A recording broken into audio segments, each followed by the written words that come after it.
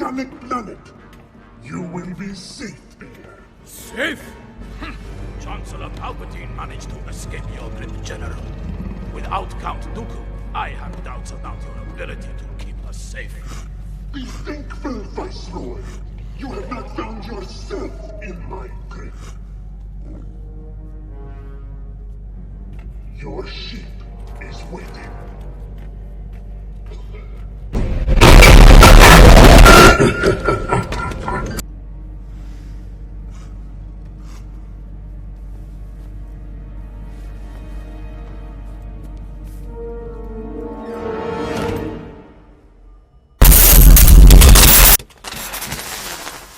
General Kenobi!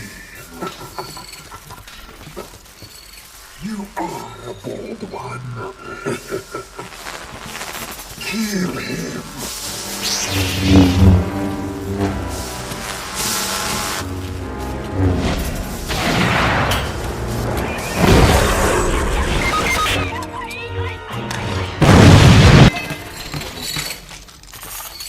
Back away! I will deal with this Jedi slime myself! Your move.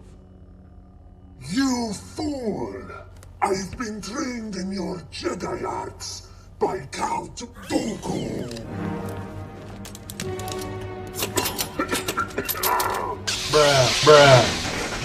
Attack, Kenobi!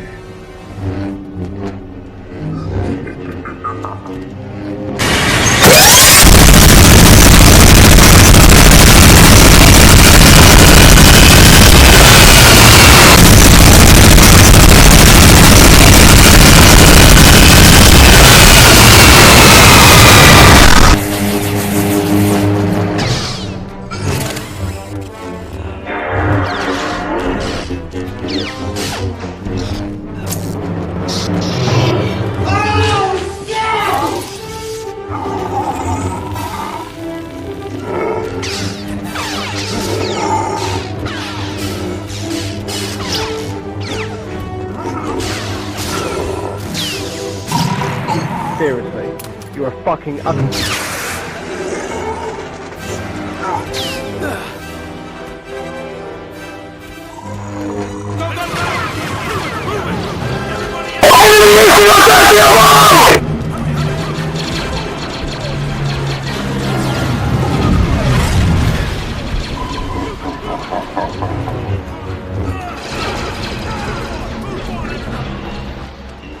Army or not, you must realize you are doomed. You think I give a fuck? Who?